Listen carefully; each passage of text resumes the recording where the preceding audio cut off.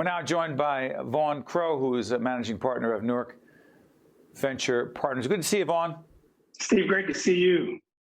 For those who don't know what Newark Venture Partners is, describe it for everyone.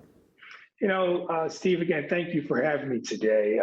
Newark Venture Partners is a seed stage investment firm focused on enterprise software based here in Newark, New Jersey.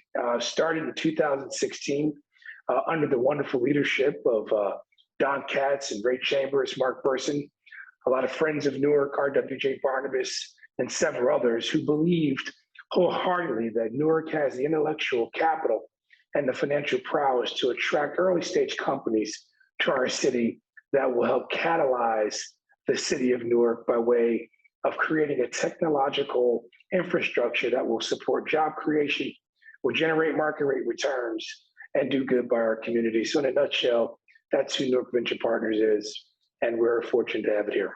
Sorry for interrupting. So much of what you're talking about in terms of economic development and the technology ecosystem, if you will, is about innovation.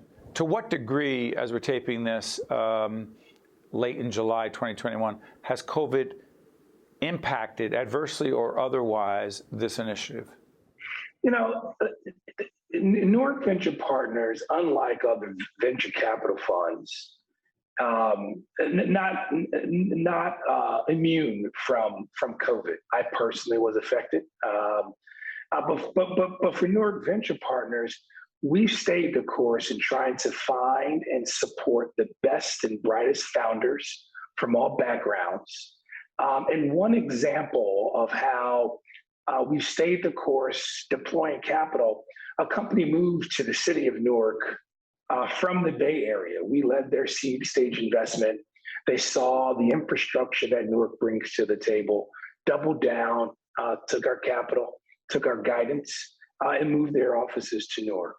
We don't expect that to be the case with all of our portfolio companies, but hopefully that's an example that as an outcome from the challenges that we've all dealt with in COVID, there is still hope and opportunity for business to see Newark and to see Newark Venture Partners as an opportunity to call the city home and contribute to the technological infrastructure here in our city.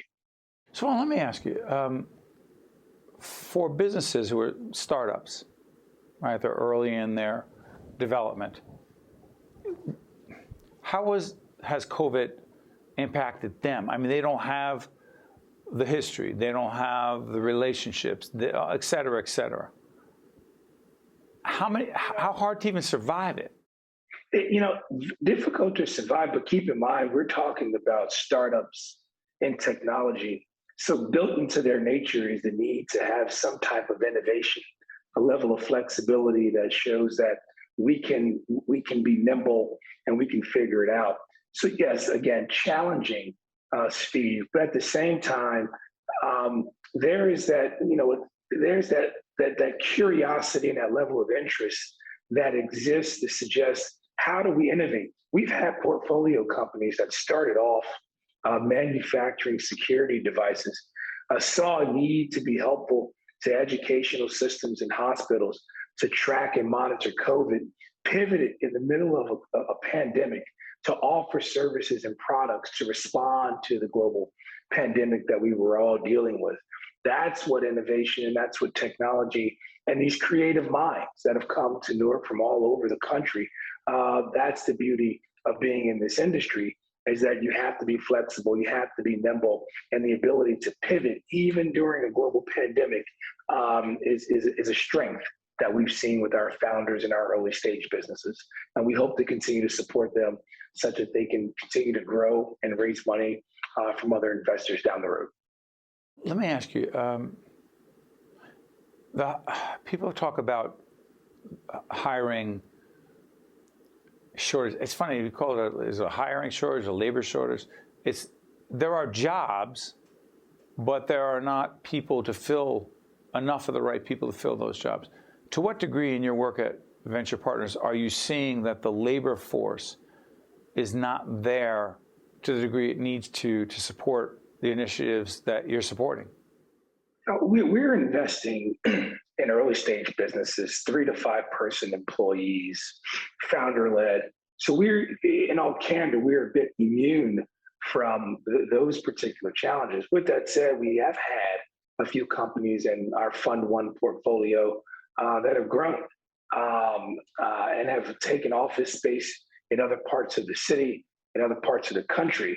And I have not yet heard there being too many challenges in finding labor to support their businesses.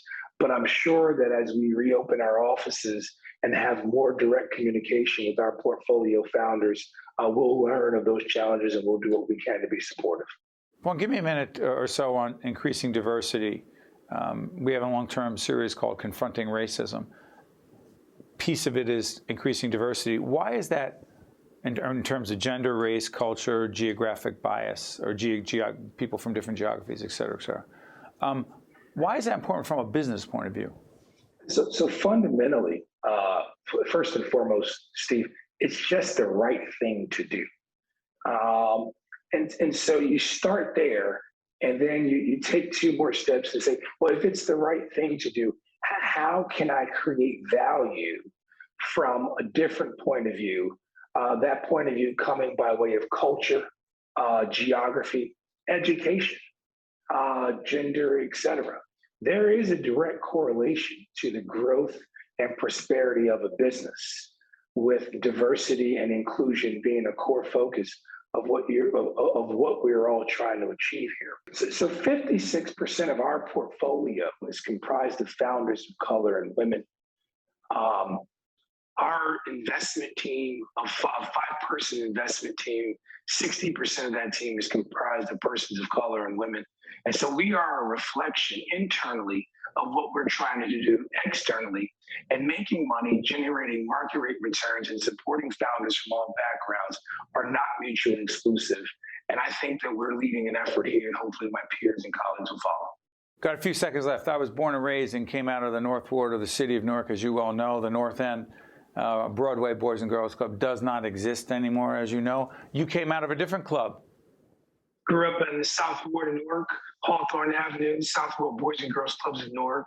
Because of challenges, I ended up taking 2 buses from my home on Clinton Place and Hawthorne Avenue over to the Littleton Avenue Club. And the Broadway Boys and Girls Clubs in Newark was my first job. I have an obligation to bring my community along with the success that Newark Venture Partners will achieve. We will make money, we will support founders from all backgrounds, but it's not enough. We have an obligation to support to support our children. And for me, it was personal because I grew up there, and who I've become today, all the good, you can largely attribute that to my family and to the Boys and Girls Clubs of Newark. And our great mutual friend, Ray Chambers, and his support of the Boys and Girls Clubs is just, there are no words to describe it. There's no words to describe one of the greatest humanitarians probably in our country. Hey, you make the Boys and Girls Clubs proud. You represent quite well. Thank you, Vaughn. Steve, thank you. All the best. By the way, there's another, remember the other guy, one other guy, Boys and Girls Club? Oh, Shaquille O'Neal, that's right. Right? I got you. Shaq, listen. We know of him. Yeah, exactly. Thank you, Vaughn. I'm Steve Adubato. We thank you so much for watching, even whether you're in the Boys and Girls Club of Newark or not. We'll see you next time. One-on-One with Steve Adubato has been a production of the Caucus Educational Corporation. Funding has been provided by the Turrell Fund, supporting Reimagine Childcare, Rutgers University, Newark, the Fidelco Group, Bank of America, RWJ Barnabas Health, Johnson & Johnson, the North Ward Center, United Airlines, and by the Adler Aphasia Center. Promotional support provided by AM 970 The Answer, and by NorthJersey.com and Local IQ, part of the USA Today network. Hi, I'm Abby. You might see me as an ordinary person, but I've been living with a brain injury since 2018. Opportunity Project gave me hope, and I've gained confidence through job skill training and helping my family. Despite my challenges with memory, I see a possibility to keep improving. If you have a brain injury, you don't have to face your road to recovery alone. Learn more about Opportunity Project and its partnership with Children's Specialized Hospital.